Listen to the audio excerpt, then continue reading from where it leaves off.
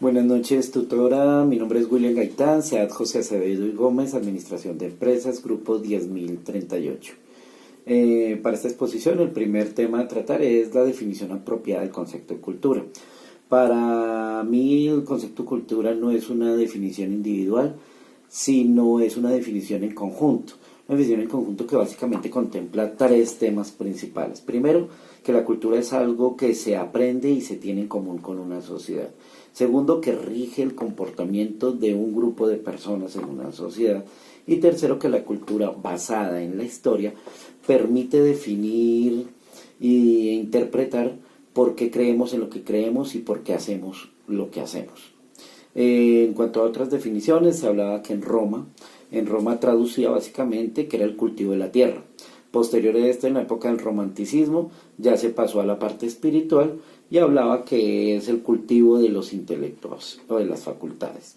Y para la sociología y la antropología cambia un sentido ya social, donde nos dice que es el conjunto total de actos o prácticas humanas en una comunidad. Se tenían dos corrientes, básicamente la corriente de los materialistas y de los mentalistas. Para los materialistas básicamente nos dice que es el comportamiento observado y los objetos materiales que facilitan la adaptación del grupo. Dentro de ellos está Taylor y Hegel. Taylor nos hablaba básicamente de las costumbres, de las creencias, de las artes. Y para Hegel nos dice que es un sistema de pautas de las conductas adquiridas. Para los mentalistas ya nos habla que es una serie de reglas o normas dadas para el comportamiento. Ahí está Kroeber y Claughon, donde nos dice que es una abstracción, que la cultura es una teoría. Durante mucho tiempo fue primordialmente avalado el concepto materialista. ¿Por qué? Porque siempre durante este tiempo se hablaba que se adquiría mediante aprendizaje. El concepto enculturación. Enculturación es el proceso por el cual se aprende o se adquiere la cultura. Desde que nacemos, básicamente a través de medios, a través de los familiares, de las otras personas que nos relacionamos. Y nos habla que existen 4 formas de enculturación.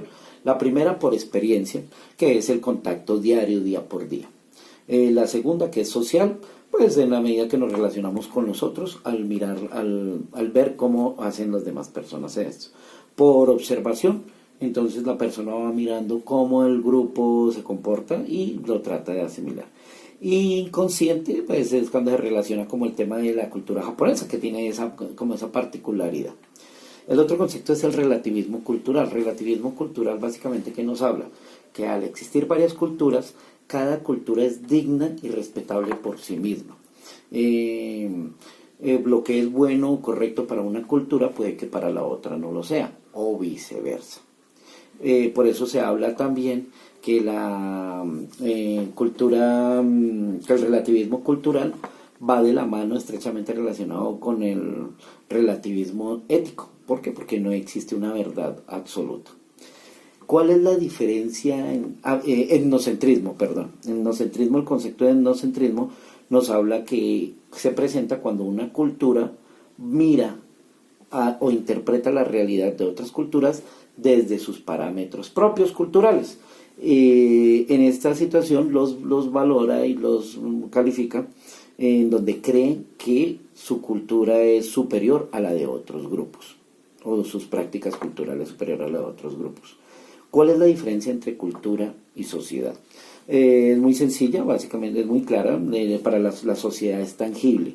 La sociedad es un grupo de individuos o de personas, un grupo social, que tienen unos temas en común, mientras que la cultura es una abstracción, es un modo de vida de una de esas sociedades. La evolución que ha tenido el concepto de cultura, básicamente, como lo mencionamos, Taylor desde un comienzo nos había hablado, donde nos dice que la cultura está sujeta a un proceso de evolución lineal. Posterior a esto vino Frank Boas. Básicamente lo que le devuelve es la importancia de ese histórico o ese valor histórico, e incluye el concepto de relativismo cultural que ya habíamos mencionado. Posterior a esto nos habla de 3 fases: la fase concreta, la fase abstracta y la fase simbólica. La fase concreta nos habla de un conjunto de costumbres. La fase abstracta nos habla de modelos de comportamiento y la fase simbólica donde nos dice que es un conjunto de hechos simbólicos presentes en una sociedad. Con esto espero haber abarcado todos los puntos de la guía y haber interiorizado del por qué la importancia del concepto cultura para la antropología. Muchas gracias.